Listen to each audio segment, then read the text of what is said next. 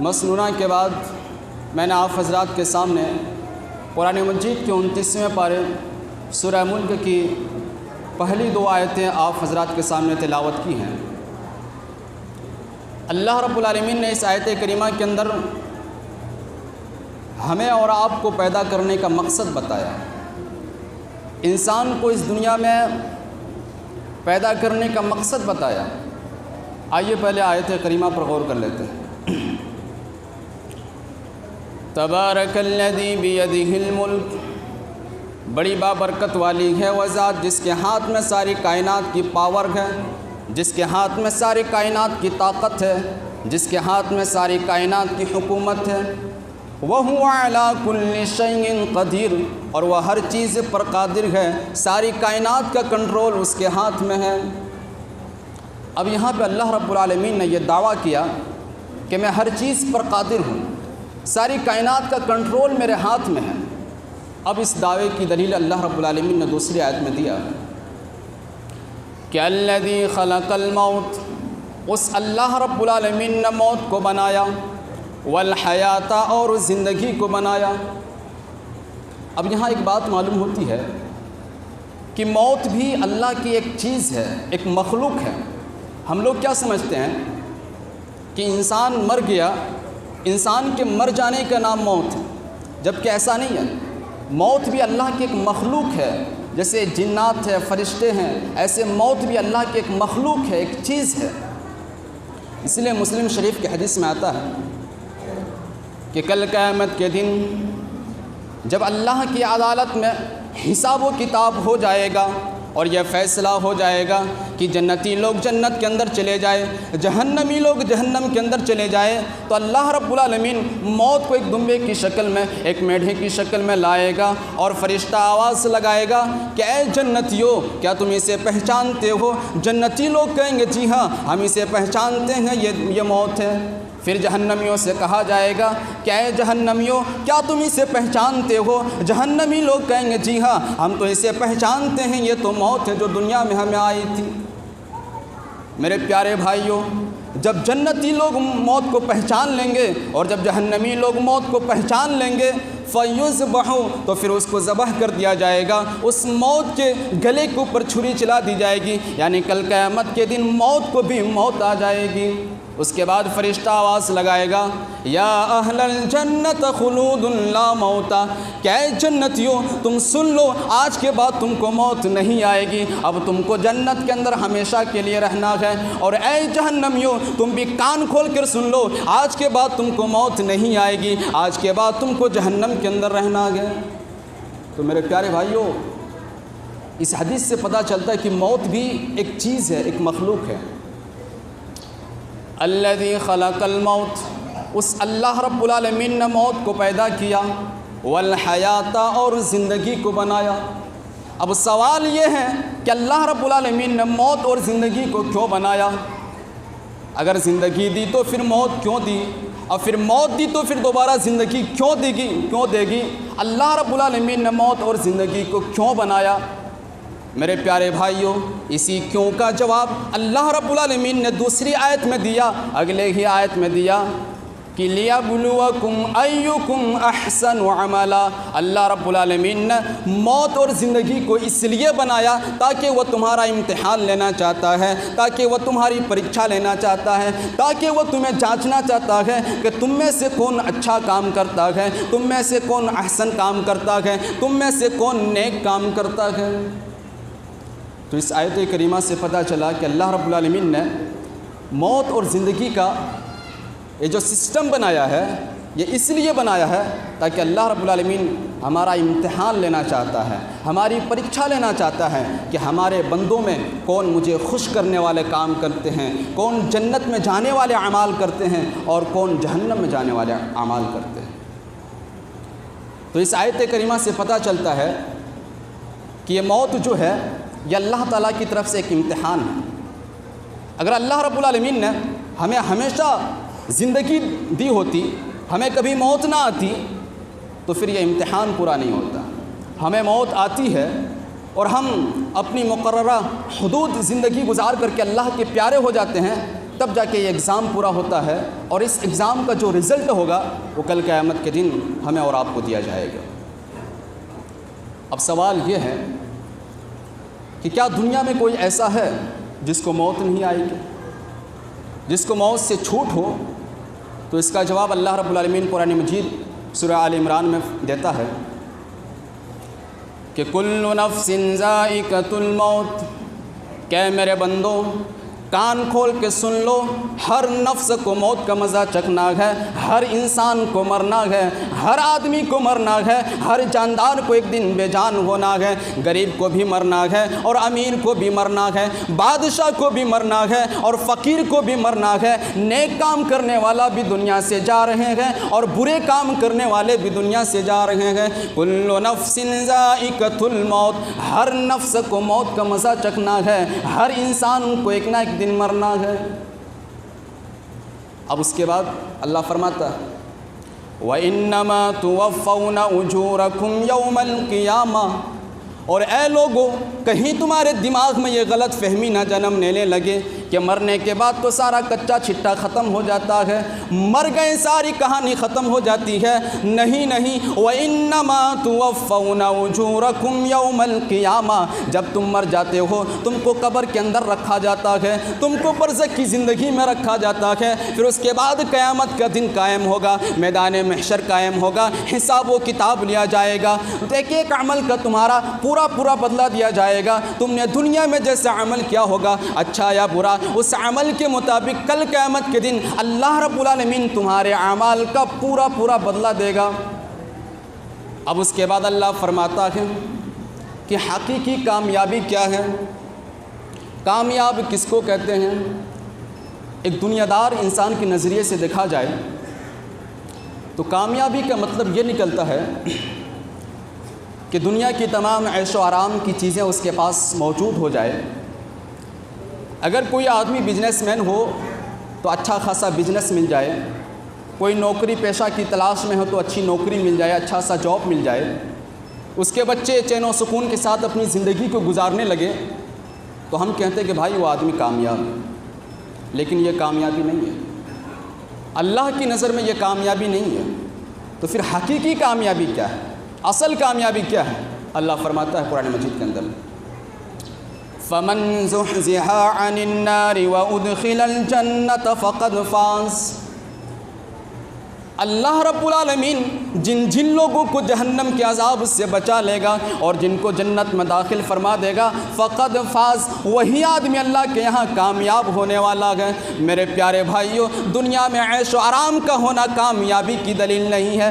اگر دنیا میں عیش و آرام کا ہونا کامیابی کی دلیل ہوتی تو فرعون سے بڑا کوئی کامیاب نہ ہوتا، نمرود سے بڑا کوئی کامیاب نہ ہوتا، قارون سے بڑا کوئی کامیاب نہ ہوتا۔ کامیابی یہ نہیں کہ آپ کی دنیا آپ کی جنت بن جائے، بلکہ کامیابی یہ ہے کہ کل قیامت کے دن اللہ رب العالمین آپ کو جہنم سے بچا لے اور آپ کو جنت میں داخل فرما دے۔ یہی کامیابی ہے، یہی سفلتا ہے۔ اس کے بعد اللہ فرماتا ہے وَمَا الْحَيَاةُ الدُّنْيَا إِلَّا مَتَاعُ الْغُرُورِ، اے میرے بندو، جس دنیا کی زندگی کو، جس دنیا کی دولت کو تم نے کامیابی سمجھا ہے، تم نے سفلتا سمجھا ہے، تم نے سکسیس سمجھا ہے، وَمَا الْحَيَاةُ الدُّنْيَا إِلَّا مَتَاعُ الْغُرُورِ، یہ دنیا تو دھوکے کا سامان ہے، یہ دنیا تو دھوکے باز ہے۔ یہ لگ تو رہا ہے کہ تم کامیاب ہو گئے، مگر حقیقت میں دنیا کی کامیابی نہیں ہے۔ وَمَا الْحَيَاةُ الدُّنْيَا إِلَّا مَتَاعُ الْغُرُورِ، یہ دنیا تو دھوکے کا سامان ہے۔ اللہ رب العالمین نے دنیا کو دھوکا کیوں کہا؟ دنیا تو بڑی اچھی ہے، بڑی خوبصورت ہے، بڑی رنگین ہے، اس دنیا کو کوئی چھوڑنا نہیں چاہتا ہے۔ ہم سب بہت پیار کرتے ہیں اس دنیا کے لیے۔ دنیا میں جو اتنی محنتیں کرتے ہیں، اتنی کوششیں کرتے ہیں، تغاؤ کرتے ہیں، وہ کس لیے کرتے ہیں؟ دنیا کے لیے تو کرتے ہیں۔ دنیا تو بڑی اچھی ہے، بڑی خوبصورت ہے، بڑی رنگین چیز ہے، تو پھر اللہ رب العالمین نے دنیا کو دھوکا کیوں کہا؟ آئیے میں بتاتا ہوں کہ دنیا کیسے دھوکا۔ ایک آدمی کروڑوں پراپرٹیز کا مالک ہے،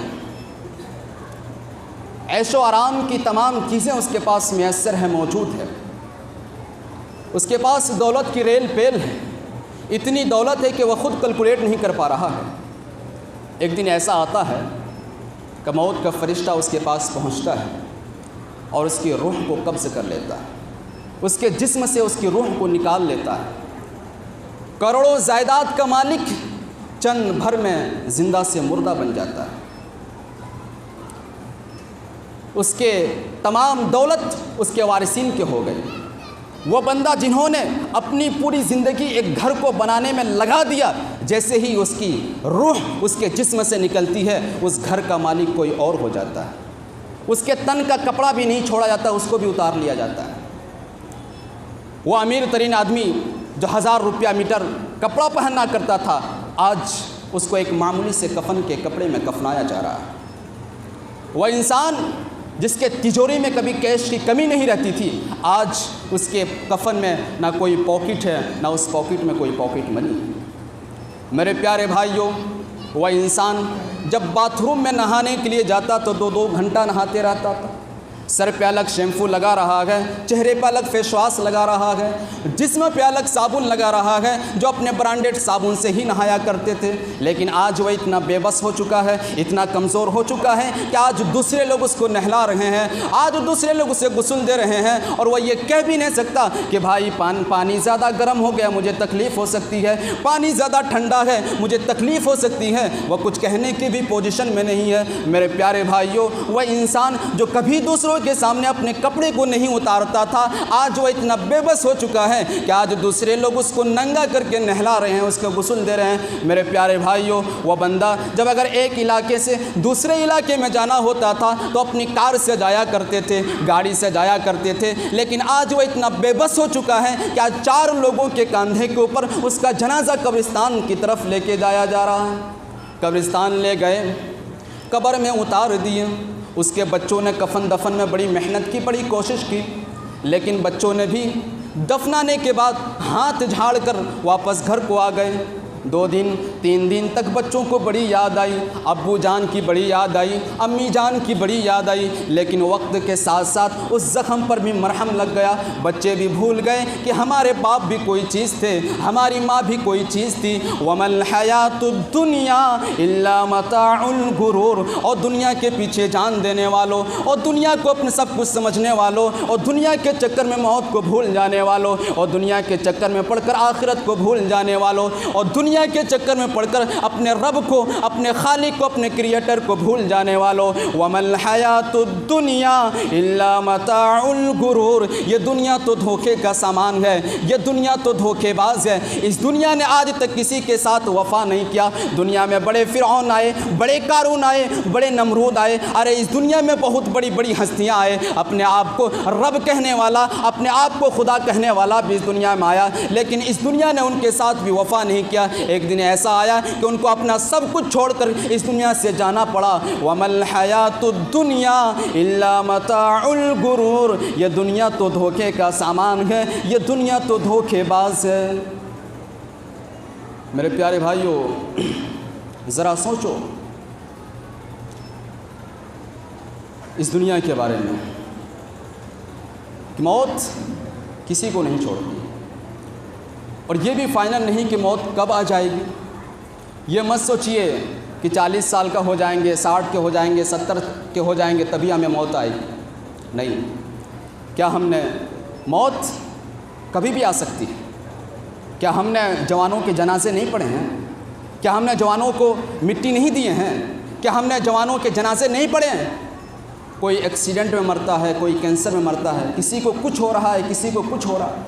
موت ہر روز نئے نئے روپ میں، نئے نئے رنگوں میں، نئے نئے بہانوں میں آتی ہے، اور ہمیں یہ سبق دے کر جاتی ہے کہ میں ماں کے پیٹ میں پیدا ہونے والے بچوں کے پاس بھی آ سکتی ہوں، اور میں جوانی کی دہلیز میں قدم رکھ چکے جوانی کی مستی میں مگن نوجوانوں کے پاس آ سکتی ہوں، اور میں 70 سال کے، 60 سال کے، 80 سال کے بوڑھے اور بوڑھی لوگوں کے پاس بھی آ سکتی ہوں۔ موت سب کو آنی ہے، اور موت کا کوئی وقت بھی نہیں ہے، اور موت کے بعد اس دنیا کا کوئی فائدہ بھی نہیں ہے۔ تو وَمَا الْحَيَاةُ الدُّنْيَا إِلَّا مَتَاعُ الْغُرُورِ، سمجھ میں آ گیا کہ اللہ رب العالمین نے اس دنیا کو آخر دھوکہ کیوں کہا۔ میرے پیارے بھائیوں، دنیا میں جب ہم کسی چیز سے بھاگتے ہیں تو وہ چیز ہمارے پیچھے ہوتی ہے اور ہم آگے ہوتے ہیں۔ بھاگنے کا مطلب یہی ہوتا ہے، چور بھاگ رہا ہے اور پولیس چور کی پیچھا کر رہی ہے، تو چور آگے ہوتا ہے، پولیس پیچھے ہوتی ہے، بھاگنے والا آگے ہوتا ہے۔ لیکن موت ایک ایسی چیز ہے کہ ہم یہ سمجھتے ہیں کہ ہم موت سے بھاگ رہے ہیں، حالانکہ ہم موت سے بھاگ نہیں رہے ہیں بلکہ موت کی طرف بھاگ رہے ہیں۔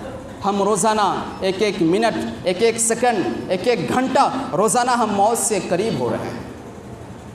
قُلْ إِنَّ الْمَوْتَ الَّذِي تَفِرُّونَ مِنْهُ فَإِنَّهُ مُلَاقِيكُمْ، اللہ فرماتا ہے کہ اے میرے نبی آپ اعلان کر دیجئے کہ جن موت سے تم بھاگ رہے ہو وہ موت تم کو ایک نہ ایک دن پکڑ کر رہے گی، تم کو گرفتار کر کے رہے گی۔ تم موت سے بھاگ نہیں رہے ہو بلکہ موت کی طرف بھاگ رہے ہو، موت سے اور زیادہ قریب ہو رہے ہو۔ میرے پیارے بھائیوں، اگر اللہ رب العالمین موت سے اگر کسی کو چھٹکارا دیتا تو شاید اللہ کے جو سب سے نیک بندے ہوتے ہیں وہ اللہ کے پیغمبر ہوتے ہیں، اللہ کے رسول ہوتے ہیں، تو شاید اللہ رب العالمین ان لوگوں کو موت سے چھوڑ دیتا، لیکن اللہ رب العالمین نے ان کو بھی موت سے چھوٹ نہیں دیا، ان کو بھی موت آئی۔ اور نبیوں میں سب سے آخری نبی ہمارے اور آپ کے نبی، نبیوں کے امام، رسولوں کے تاجدار جناب محمد رسول اللہ صلی اللہ علیہ وسلم کو بھی موت آئی، اور آپ بھی اس دنیا سے کوچ کر گئے۔ میرے پیارے بھائیوں، کل من علیہا فان، اس دنیا میں اتنے بھی چرند ہیں، پرند ہیں، حیوانات ہیں، انسانات ہیں، ایک دن سب کو فنا ہو جانا ہے۔ وَيَبْقَى وَجْهُ رَبِّكَ ذُو الْجَلَالِ وَالْإِكْرَامِ، اگر باقی رہنے والی کسی کی ذات ہے تو اللہ رب العالمین کی ذات، جو ہمیشہ سے ہے اور ہمیشہ رہے گا۔ تو موت انسان کی حیثیت بتاتی ہے، موت انسان کی اوقات بتاتی ہے، موت انسان کی فاؤنڈیشن بتاتی ہے کہ اے انسان، اے متکبر انسان، اے گھمنڈی انسان، اے مغرور انسان، اے دولت کے نشے میں چور انسان، اے طاقت کے نشے میں چور انسان، تیری حیثیت کیا ہے، تیری بساط کیا ہے، تیری اوقات کیا ہے؟ ایک اللہ کا حکم آئے گا اور تو اچانک چلتا پھرتا لاش بن جائے گا۔ تیرے پاس کوئی ایسی دوا ہے جو تجھے موت سے بچا سکے؟ کوئی ایسا علاج کا طریقہ نہیں ہے، کوئی ایسی میڈیکل ٹریٹمنٹ نہیں ہے جو آپ کو موت سے بچا سکے۔ تو موت انسان کی بے بسی بتاتی ہے، اسی لیے اللہ رب العالمین قرآن مجید کے اندر ارشاد فرماتا ہے کہ کلا اذا بلغت الحلقوم، کہ میرے بندو ذرا یاد کرو جب کسی کی روح نکل رہی ہوتی ہے، جب کسی کی جان جا رہی ہوتی ہے، جب کسی کی روح اس کے حلق تک پہنچ جاتی ہے۔ میرے پیارے بھائیوں، کبھی وہ منظر دیکھنے کا موقع ملا ہوگا جب کسی کی روح نکل رہی ہوتی ہے، جب کسی کی جان جا رہی ہوتی ہے۔ ذرا اللہ رب العالمین نے اس آیت کریمہ کے اندر جو نقشہ کھینچا اس پر غور کریں۔ کلا اذا بلغت الحلقوم، میرے بندو ذرا یاد کرو جب کسی کی روح نکل رہی ہوتی ہے، جب کسی کی جان اس کے جسم سے نکل رہی ہوتی ہے۔ وَأَنْتُمْ حِينَئِذٍ تَنْظُرُونَ، اور تم اپنے آنکھوں سے اپنے باپ کو، اپنے بیٹے کو، اپنے بھائی کو، اپنی ماں کو مرتا ہوا دیکھتے ہو، تو تمہارے سامنے تمہارا باپ اس دنیا کو چھوڑ کر جا رہا ہے، تم کچھ نہیں کر سکتے۔ بہت محبت کرتی ہے بیوی اپنے شوہر سے، شوہر کا ساتھ دینے کا زندگی بھر کا وعدہ کیا تھا، لیکن آج شوہر کا موت کا ٹائم آ چکا ہے، آج شوہر کا آخری ٹائم آ چکا ہے، شوہر اپنی آخری سانسیں لے رہا ہے، بیوی اپنے شوہر کو مرتا ہوا دیکھ رہی ہے، بیوی کی آنکھوں میں آنسو ہے، بیوی رو رہی ہے، اس کے بچے بھی رو رہے ہیں، لیکن بچے اپنے باپ کو اور بیوی اپنے شوہر کو بچانے کی طاقت نہیں رکھتے۔ فلولا ان کنتم غیر مدینین، میرے پیارے بھائیوں ذرا وہ وقت تو یاد کرو، ذرا وہ ٹائم تو یاد کرو، ذرا وہ لمحہ تو یاد کرو جب انسان کی روح نکل رہی ہوتی ہے اور تم اپنے قریبی کو، اپنے رشتہ دار کو مرتا ہوا دیکھتے ہو۔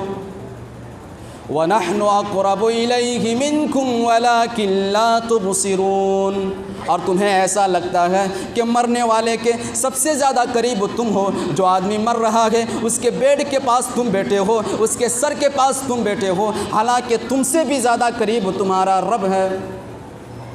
فلولا ان کنتم غیر مدینین، اور اے لوگو، اے انسانوں، اگر تمہیں ایسا لگتا ہے کہ تمہیں کسی نے پیدا نہیں کیا، تمہارے اوپر کسی کا کنٹرول نہیں ہے، اگر تم کو اللہ کی ذات پر یقین نہیں ہے، فلولا ان کنتم غیر مدینین، اگر تم کو اس بات کا گمان ہے کہ تمہارے اوپر کسی کا کنٹرول نہیں ہے، تم سے کوئی حساب و کتاب نہیں لے گا، تمہارا کوئی جانچ پڑتال کرنے والا نہیں ہے، ان کنتم صادقین، تو ذرا تم مرنے والے کو موت سے بچا کر کے دکھا دو، ذرا تم ایک انسان کی جان نکل رہی ہے تو اس کی جان کو نکلنے سے بچا کر دکھا دو، نہیں بچا سکتے۔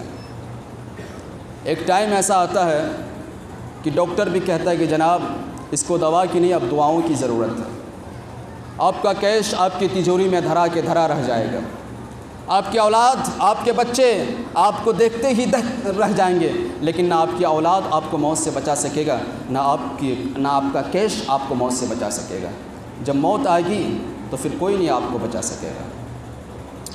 کلا اذا بلغت التراقی وقیل من راق، اللہ فرماتا ہے کہ اے لوگوں ذرا یاد کرو جب انسان کی روح نکل رہی ہوتی ہے، جب انسان کی جان جا رہی ہوتی ہے اور کہنے والا کہتا ہے کیا ہے کوئی جھاڑ پھونک کرنے والا، کیا ہے کوئی دم کرنے والا، کیا ہے کوئی دعا پڑھنے والا جو آج مرنے والے کو موت سے بچا سکے۔ وقیل من راق، کوئی جھاڑ پھونک کرنے والا، کوئی دم کرنے والا، کوئی دعا پڑھنے والا آج مرنے والے کو موت سے نہیں بچا سکتے۔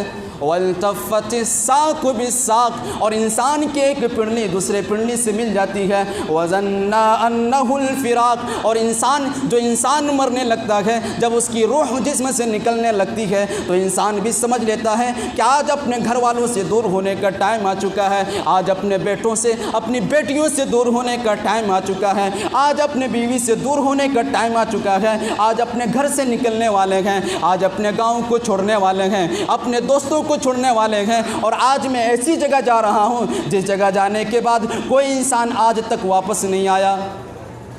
الی ربک یومئذ المساق، اے مرنے والے انسان، تو موت کے دن کہاں جا رہا ہے؟ اپنے رب کے پاس جا رہے ہو، اپنے رب سے ملاقات کرنے جا رہے ہو، تو تمہارے پاس تیاری کیا اپنے رب سے ملاقات کرنے کے لیے؟ میرے پیارے بھائیوں، موت ایک ایسی چیز ہے کہ موت پرمیشن لے کر کے نہیں آتی، موت اجازت لے کر کے نہیں آتی۔ ایسا نہیں ہے کہ آپ کے سر کا بال سفید ہو جائے تبھی آپ کو موت آئے گی، آپ کی داڑھی پک جائے گی تبھی آپ کو موت آئے گی، نہیں۔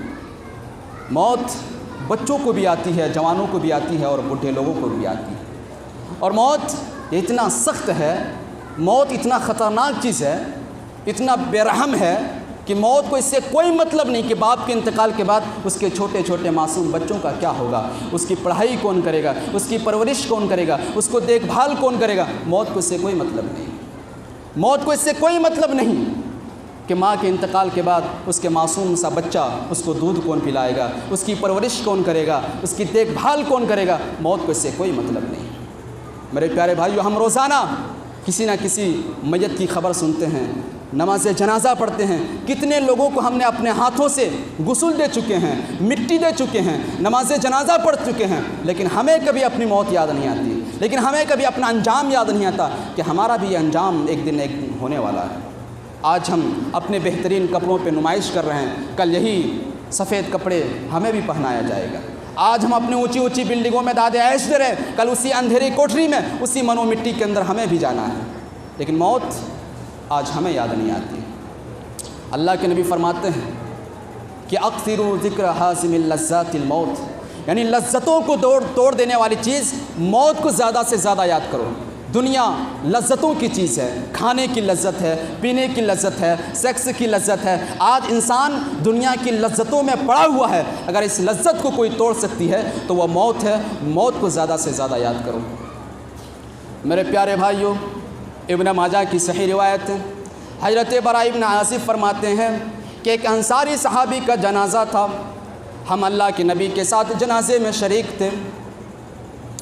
اللہ کے نبی اس انصاری صحابی کو جب قبر کے اندر اتارا جا رہا تھا تو اللہ کے نبی اسی قبر کے کنارے بیٹھے ہوئے تھے اور آپ کے صحابہ کرام آپ کے آس پاس بیٹھے ہوئے تھے۔ اچانک اللہ کے نبی قبر کو دیکھتے ہیں، قبر کے بارے میں سوچتے ہیں اور رونے لگتے ہیں، اتنا روتے ہیں، اتنی آنسویں بہاتے ہیں، حتیٰ بل الثری، کہ وہاں کی زمین بھیگ جاتی ہے۔ اس کے بعد اللہ کے نبی فرماتے ہیں، اے میرے صحابہ، یا اخوانی مثل ھذا فاعدوا، اے لوگوں، اے میرے صحابہ، اے میرے ساتھیوں، اے میرے دوستوں، یہاں آنے کی تیاری کرو، اس قبر کی تیاری کرو، کیونکہ یہاں تمہارا کوئی کام نہیں دے گا، یہاں تمہاری دولت کام نہ دے گی، یہاں تمہاری شہرت کام نہ دے گی، یہاں تمہارا مقام و منصب کام نہ دے گا۔ یا اخوانی لمثل ھذا فاعدوا، اے لوگوں یہاں آنے کی تیاری کرو، یہاں آنے کی تیاری کرو، اس قبر کی تیاری کرو، یہاں تمہاری دولت، تمہارا پیسہ، تمہاری شہرت کوئی کام نہ آئے گی۔